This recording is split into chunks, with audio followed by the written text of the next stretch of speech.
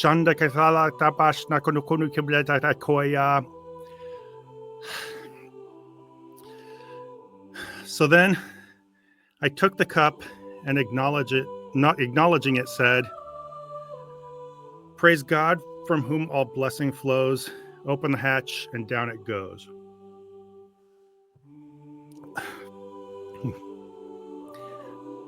Now that is some Holy Spirits.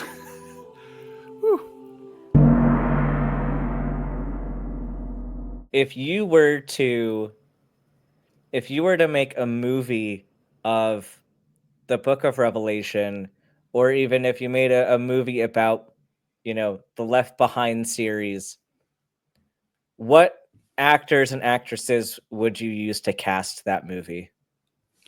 Oh boy, that is a rich question. So many good options. Kevin Sorbo needs to be in it for sure. Kirk Cameron has been in it before, but he needs to do a callback. Oh boy. See, it's going to be hard to answer this question without just running through a list of God's Not Dead actors. So let me think if there's anybody else. What other Christian actors are there? Geez. I guess Hollywood has just been censoring them all or canceling them all because Dean Cain, he'd be good. I don't know. Let's just make it simple and round up an all-star cast of God's Not Dead actors. You think that'd be sufficient? I made a horrible oversight. Brad Stein. Brad Stein absolutely needs to be in this. Are you familiar with his work? Not really. He's a frenemy of the channel Zadanza, a Christian comedian who likes to do just really stupid roasts of atheists in his comedy routine. And he tried being in a few movies and is just absolutely insufferable in them. So Brad Stein definitely needs to be in a Left Behind movie in as much of a starring role as possible. So my name is Zod. I had a channel called Prophet Zod, which I've quit making videos on. I have a new one called Mr. Zod. It's a long story, but essentially my interest expanded. I got a little bit tired of talking about just atheist stuff. So on my new channel, I don't shy away from atheism or, hardcore leftism, but I do it within the context of talking about a variety of things like, movies and books and science fiction and stuff like that. So that's who I am. Tonight, I'm talking about Revelation. I was going to do Balaam's ass, but apparently that got taken. That's probably a high demand story. So tough luck. But once Revelation occurred to me and I started reading it, I realized that this was just great.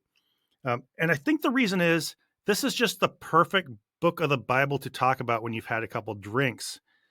It just feels natural. Like it's the strangest part of the Bible, I think.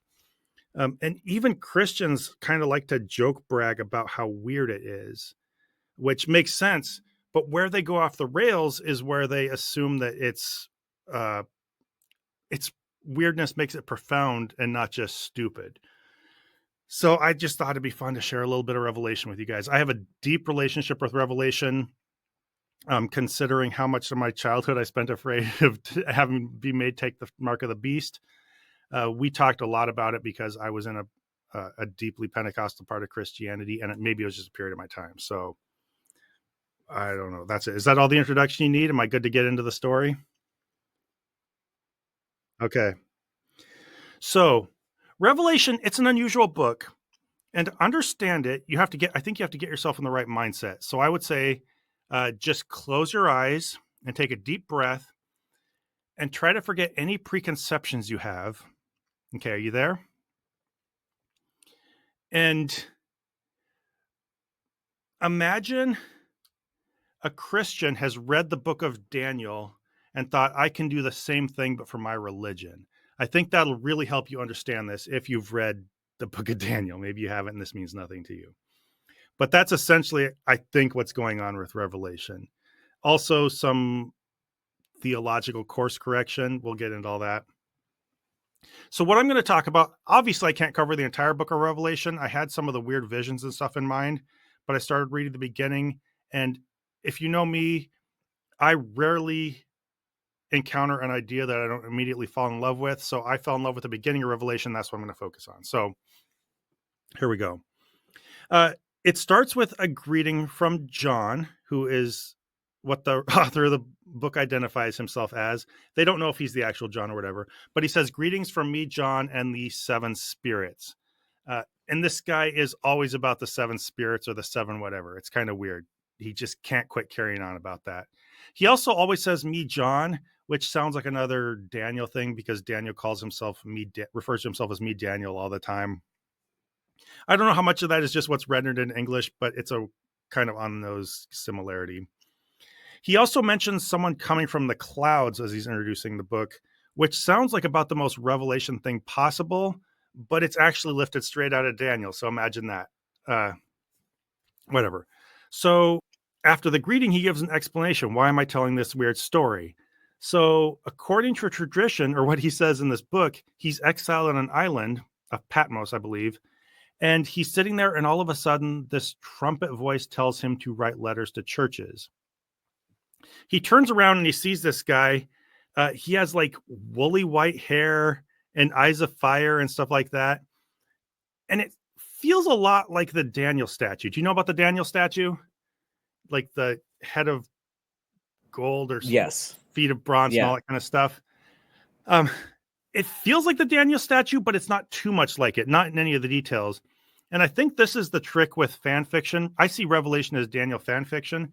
This is the trick with fan fiction or plagiarism, is capturing the feel of something without getting too specific about details. And so that, I think, is what's going on here.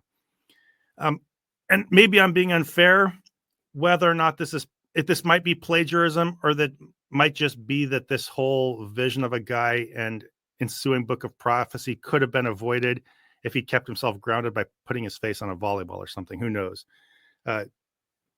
It's whatever. The point, though, is that he writes these 7 letters to 7 churches, and these 7 churches are the 7 lampstands, in case you weren't picking up on that.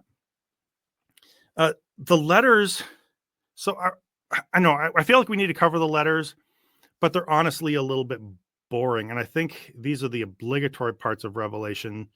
I don't know if you've experienced this, but churches will allude to these letters when talking about what's good or bad for churches to do, but they're boring, so they don't get too caught up in it.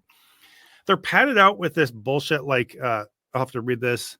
"I know your afflictions and your poverty, yet you are rich, and what he opens no one can shut, and what he shuts no one can open." So it sounds like basically God sent this guy to be exiled on an island and gave him visions just so that he could write fortune cookies. But other than that, this guy is just like super judgy. All these churches, for the most part anyway, got something wrong in his high and mighty opinion. And mostly this is just stupid, petty stuff about following wrong teachers. And when he corrects them about this, all these letters are correcting them about something. Again, listening to the wrong person, whatever. And he doesn't just say, "Hey, I think you guys might be a little off here." He always goes straight to full on threats. So it's like Jesus will spit you out of your mouth. Jesus will shoot swords out of your mouth Jesus will shoot swords out of his mouth at you or whatever. Really severe threats.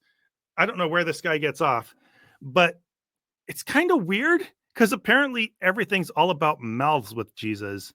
At least once he gets mad. It's strange. I don't know if there's something. I don't know. I don't know if Freud should talk to whoever wrote this or whatever, but it's strange. But this isn't your storybook Jesus. This is pissed off swordmouth Jesus, the one they don't tell kids about. But one church, okay, a couple churches get congratulated for things, but one church gets a pat on the back for testing apostles to find out if they're false. And I'm curious. Well, for one, I'm curious how you find a false apostle. Even if you think the Bible is the absolute word of God and that's what defines Christianity. Well, you can't back then because they didn't really have the New Testament. But I'm curious how you go about this. It just feels like if you get the deep sense in this book, number one, that they're trying to establish a lot of theology, but number two, that Christians are probably fighting a lot over everything and probably over a lot of bullshit. So it's just interesting to see these little hints that how much Christians are fighting going back way to the beginning and how much Christianity was already warming up to the idea of inquisitions. There is one fun part. I'll get done with the letters here quick, but there is one fun part where he says, "Yet you have a few people in Sardis who have not soiled their clothes," which I just thought sounded fun because it sounded a little bit like he was congratulating people for not shitting their pants. And what I loved is that the phrasing implies that a lot of them did, and he thinks it's worth congratulating them because a few didn't. But whatever. Overall, this is just bullying people who don't believe the same thing he does about what an invisible God wants. So essentially just religion, right? This is religion at its core. Now, you might be asking, why are we caring so long about these letters? Isn't Revelation about weird creatures and the mark of the beast and stuff like that? Well, give it just a second. We'll get there. Immediately after writing these letters, and there's really no context to like how this is all situated or how he transitions from one activity to the next. It lays out all these letters, and then it says immediately after he looked and saw a door to heaven. I think it's just up there somewhere in the sky or something. And the guy with the eyes of fire and hair of wool said to go check it out. So he goes up and starts taking a look. And I need to just peek at my notes because I itemize these. But there's a guy on a throne with an appearance of jasper and ruby. And I challenge anybody in the world to tell me what, like, paint a picture of that. What does that mean? Whatever.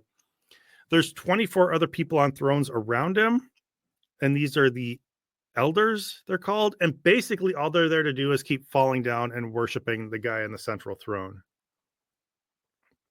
Tell him how holy he is and stuff like that.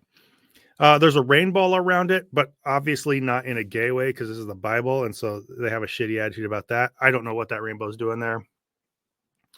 And then there's 7 lamps, which represent the 7 spirits of God. Sometimes I guess the 7, was it 7? Were 7 lamps the churches before? Yeah, the 7 lampstands were the churches. I don't know if they're that into the fine details, but the 7 lampstands were the churches. Now the 7 lamps are the 7 spirits of God. Again, him with 7 of everything. But in short, what this scene is, and sorry if I'm getting too caught up on details, edit out whatever you need. But what this scene is just a bunch of people sitting around worshiping God and telling him how good and great he is, which personally I would find a little uncomfortable. They say God deserves this. If I was sitting on a throne and there are a bunch of people on other thrones telling me how awesome I was constantly, it'd just be really awkward. I don't know that I would like that. See, I don't like if I have to just sit there and have people sing happy birthday to me. That feels a little awkward in and of itself. So to have people just telling me how holy I am and how great I am, just a difference between me and God, I guess.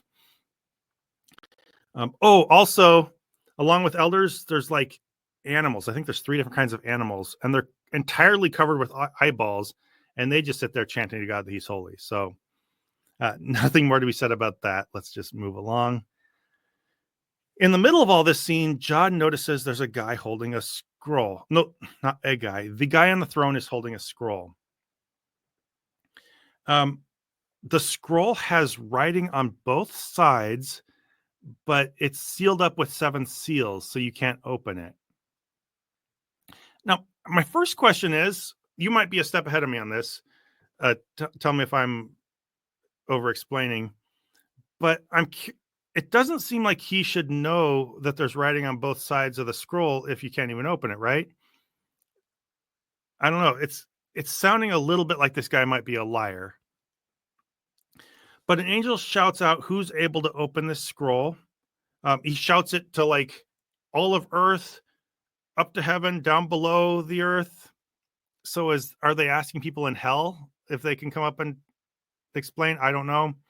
But nobody in all the world can tell them how to open this scroll. And I don't know. By the way, I mentioned seals. There's 7 seals. Did I say that already? Probably. You did, yeah. Okay. And I just feel like maybe at this point, this guy could chill out about the number 7. I don't know if I've conveyed it, but at this point, it's always 7 lampstands, 7 this, 7 that. He starts to sound like this kid who's like into Star Wars or trains or something, and that's all he can talk about. And you have to understand that even if that's your interest, even if you're really into things numbered 7, not everybody else is. So you got to just, I don't know, learn the rhythm of conversation. You can't make everything about your thing. That's all I have to say to this guy, I guess. So let me pour myself more to drink here. While I'm doing that, whoa, that was a lot. Okay. Try to water it down just a little bit. Sorry. Edit this out if you need to. If this makes good B-roll so everyone can laugh at me, go ahead. I'm putting Sprite in my gin, by the way. It's like it's a little bit like a, what's that thing with gin where you put tonic water in it? Like a gin and tonic? Yeah, that one. Well, okay, sorry. I'm surprised I'm getting through Revelation if I can't identify that the drink with gin and tonic is a gin and tonic. You're doing great. You're doing great. But it's like a gin and tonic, except nobody in my house is going to drink tonic water, so I'm just using Sprite instead. All right, and give me a couple ice cubes too. All right. So, sorry. Okay, he got caught up on the number 7. We're at the point in the story where nobody can open the scroll, and John starts crying. John really wants to see the inside of the scroll, apparently. This is really strange. I don't know. If I was exiled on an island and suddenly somebody pointed me to a door, I went up there and there was a guy with an appearance of jasper and ruby, and you're literally looking at things with eyeballs all over them. There's 3 different types of animals, like a lion or eagle or whatever, and they have eyeballs all over every inch of them, at least as far as I can tell reading the story. I would be so confused and disoriented that I don't think I'd be that upset that somebody couldn't open a fucking scroll. Maybe that's just me. I don't know. Anyway, so that's where we're at. And I think at this point it might be appropriate to say a word or two about Christianity's world building. Because if we think about what Christianity believes about God, some of its just most fundamental concepts about theology and the nature of God and stuff like that. First off, I think we need to establish that the guy on the throne is probably God. Does that make sense? The guy sitting on the central throne that everybody worships in the Bible, this is probably God. I can't figure out who else that would be, or else this story gets super, super weird. But the God of modern Christianity is supposed to be like a pure spirit being who's like omni everything, right? Omnipresent, omnipotent, meaning all powerful, omniscient, meaning he knows everything. Basically, God's the full essence of everything. He's also the exalted one. If you're a Christian, well, at least if like a Protestant Christian, like not a Catholic who they accuse of praying to Mary and stuff. But in general, if you're a Christian, you think God is like the exalted one. He's the only one you worship. And it's like there's not ranks of people who are exalted to lesser degrees. So my questions here are, why are other people sitting on thrones too? Are they like second-rate gods, almost like there's a pantheon? What's with these 7 spirits of God? That's, I don't know. They talk about a lot about the 7 spirits of God. And in all your years of Christianity, I don't know how long you're a Christian. Have you ever heard anything about God having 7 spirits? Does that sound familiar at all? I don't think I was in that particular type of Christianity. I don't think my branch went into the lore that much. I don't think mine did either. And I've been in a few different. See, I grew up Pentecostal, but I also went to a Baptist church. I've been around. I went to Campus Crusade, where there are all kinds of different denominations. I don't think I've ever heard anybody talk about God having 7 spirits. That just feels really weird. And I can't imagine any church teaching things where God having 7 spirits informs how they worship him or how they behave or anything like that. So I don't know. What this tells me is that Christianity in the earliest church was really super weird. And it had a lot of things left to sort out still, I guess. and probably was just a lot of people with a lot of weird supernatural ideas fighting, and Revelation maybe trying to solve some of those fights. Maybe I'm saying the obvious at this point. By the way, there's a church in Anchorage, which is near where I live in Alaska. It's like the building looks like a layer cake and has some weird thing on top of it. From what I heard, the people in that church practice the earliest form of Christianity that we still have active today. I don't remember the name of it. I can look into it. But yeah, apparently earliest Christianity is way different. Modern Christians, especially Protestants, have this idea that they're practicing the true Christianity and that Catholics temporarily diverted from it into idol worship. And I don't think it's that way at all. I think the earliest Christianity is something totally weird that we couldn't recognize. And I think Revelation is giving us a glimpse into that. Okay. Also, if God's all powerful, why can't he open his own damn scroll? Like, he's sitting there on a throne holding this scroll, helpless to open it, calling out to other people for help. It doesn't seem like a godlike thing to do. Or an angel's doing it. He can't even ask for his own help with his own scroll. Angel's calling out for help because God can't open a scroll. And so he's just sitting there stuck holding his scroll because all-powerful God can't open it. Okay. Sorry, I'll move this along. So then all of a sudden, John saw a lamb. And you might be wondering, why am I telling this story so choppy? Why am I saying, and so this happened, and so that happened, and so on? Well, the reason is because that's what Revelation's doing. It's just like the author just says, and then I saw this, and then I saw that. And so literally, he talks about his letters, and all of a sudden starts describing this door up in the sky. And then he gets done talking about all the elders sitting around God, and then says, then I saw a lamb. It comes off as a little surreal, and I think maybe because it has this dreamlike feel to it, Christians think it's really profound and like some kind of crazy vision of the future. But I think it just comes off as sloppy, personally. I think it's just bad writing, and Christians aren't exposed to enough literature, and so they take it as like really profound. To me, what this sounds like is just a spastic kid who can't stop telling you about their dream. That's the way this comes off to me. So anyway, John sees a lamb. He says that the lamb looks like it had been slain. And I challenge anyone in the world to tell me what that would look like. You're looking at a lamb that apparently is alive, but also looks like it's been slain. So yeah, Christians aren't not nearly curious enough about this. Christians read this all the time.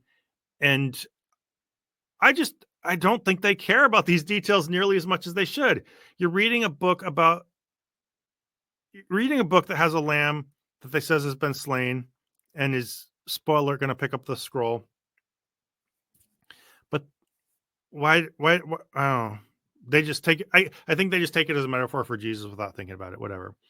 But is this lamb like a pile of meat mixed with wool? Whatever it is, it feels like it's something similar to like a zombie sheep. And I feel like you're leaving a lot on the table story-wise if you don't give any thought to that or have any curiosity about it. That's just me. But to catch us up where we're at, which I probably don't need to do, God wasn't able to open this scroll. So the lamb picks it up. And instantly, the minute the lamb picks up the scroll, everyone starts singing about how great he is. And I find this weird because the lamb hasn't even done anything yet. All he did is picked up the scroll. He hasn't broken any of the seals yet. He just picked it up, and already people are saying he's great and holy, kind of like they were doing with the Jasper and Ruby guy from before. And so why are you already praising this lamb when he hasn't even done anything? So you remember the story about Arthur and the sword and the stone, right? It's like if somebody stepped up and hadn't even pulled the sword out, you're already crowning him King of England when he hasn't even done it yet. They're already singing praises to this lamb. It could just be grandstanding. This lamb could be a poser for all they know. It could like pick up the pick up the scroll and have no fucking clue how to pull off the seals, and already they're praising it. And maybe I'm getting hung up on that, but that bothers me just a little bit. So anyway, I think this pretty much gets us to the end of the part I'm going to tell. Sorry, this has already gone a little bit long, but John wrote the letters to the churches. He went up into this, let me see. Yeah, he went up into a door to heaven and saw a jasper and ruby guy surrounded by elders and eyeball creatures, and then saw Lamb pick up the scroll. And so from here, I would make this go on forever if I kept going. But once the Lamb breaks the seals to the scroll, then all of a sudden we see all the weird visions from Revelation start to pop out, and then the story continues. So that's where we're going to trail off.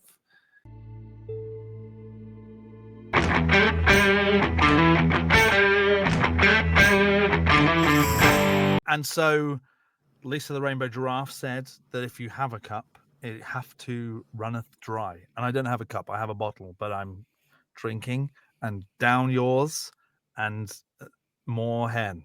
That is my communion. More hen.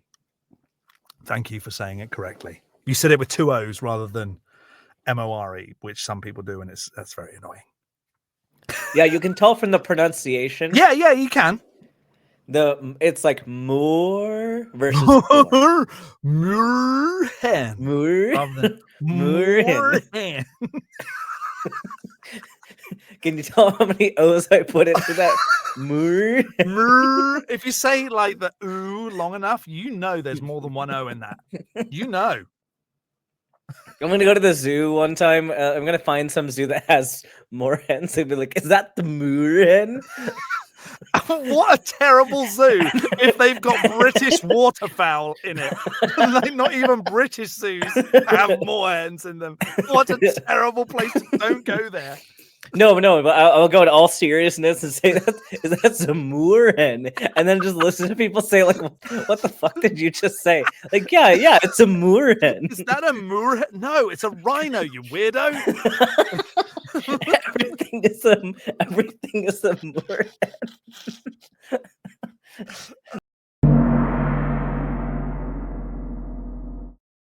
Let's say Satan personally took you out into the wilderness. Yes.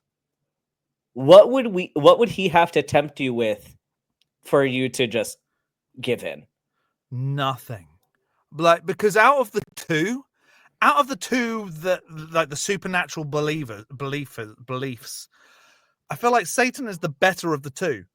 If you look at like the Bible and see the kill count, which comes up fairly often, I feel like Satan has got far fewer kills than God. So he's the better of the two to hang around with anyway.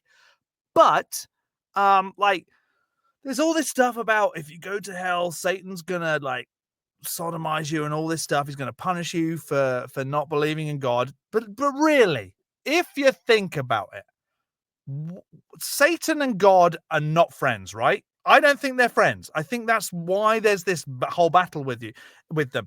If you go down to hell and you say to Satan, "Oh, I didn't like God either," he's not going to go, "Oh, fuck you," and then like rub his cock in your bum. He's going to go, "Oh, we should be friends because I don't like that guy either."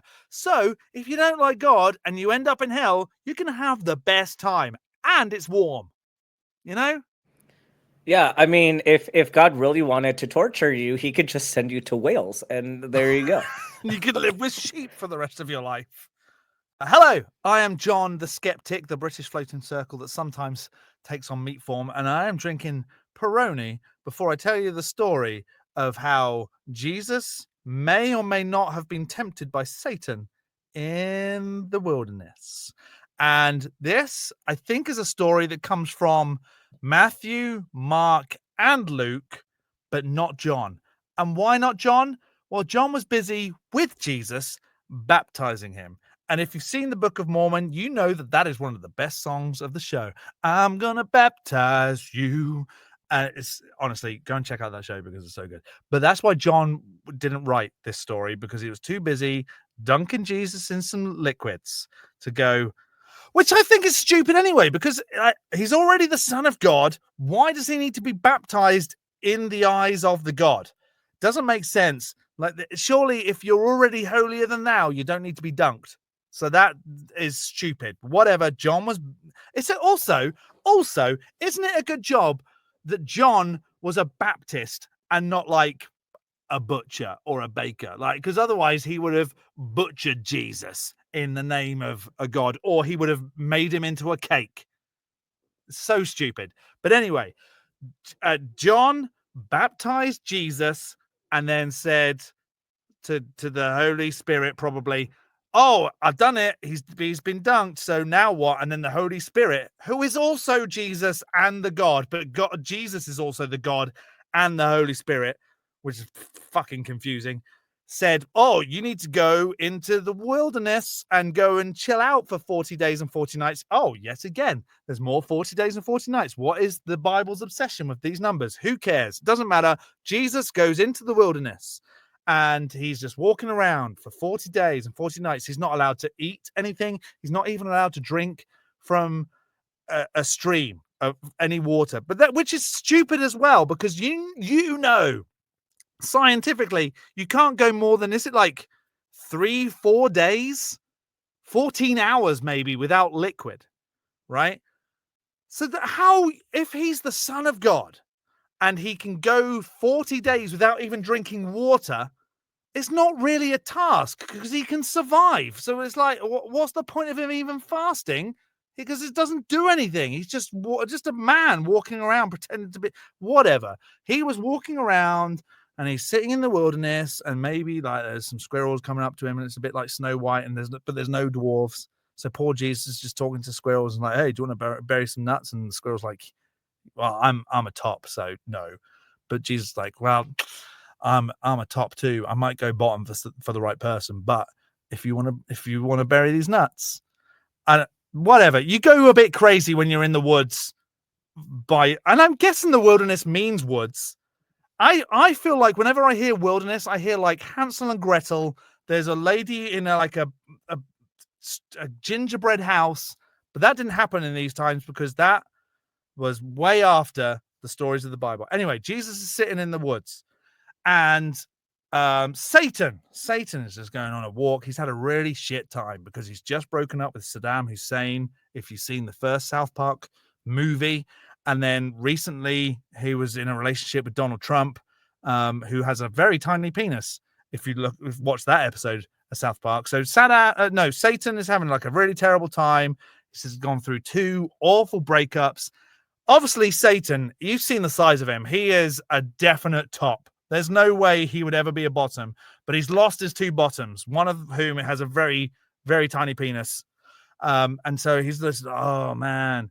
Because I think Saddam Hussein got thrown back into hell and then like eaten by the spirits. I don't know how Satan and Donald Trump ever broke up, because we haven't got to that point yet as of the time of recording this, that Donald Trump and Satan broke up, but whatever. I don't know if you can use all this because it's talking politics. Whatever, it's a comedy channel. Sorry, Donald Trump. I'm not sorry. You're a twat. Anyway, Satan is disappointed. He's broken up with his 2 loves who were great bottoms, and he's just walking through the wilderness, and he sees this skinny guy who hasn't eaten for like 40 days and 40 nights. He's like, "Huh, that dude might be a good bottom," because apparently he's also American. Satan. I mean, that makes sense given that he was in a relationship with Donnie. Anyway, so he's like, "Oh, that guy, I'm gonna go and ask him if he wants to be my new bottom." And so he walks up to Jesus, and Jesus is just sitting there like, "Man, I'm so fucking bored. Why 40 days and 40 nights? Why?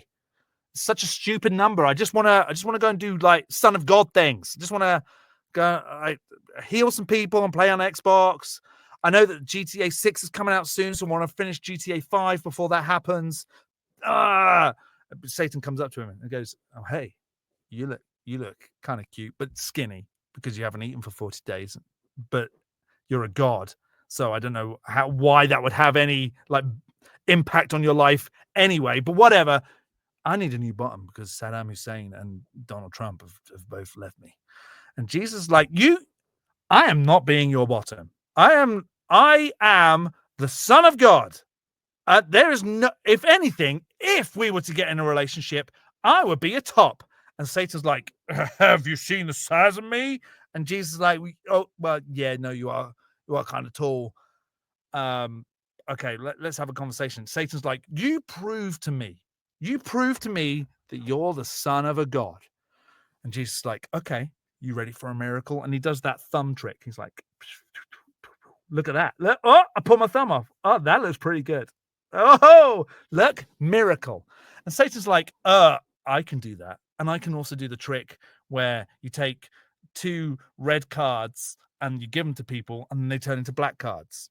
I'm a proper magician too. And he's like, Jesus is like, shit. How am I going to prove to this man that not man, whatever he is, like this red beast, how am I going to prove to him that I'm the son of a God? And Satan says, I have got the 3 best trials.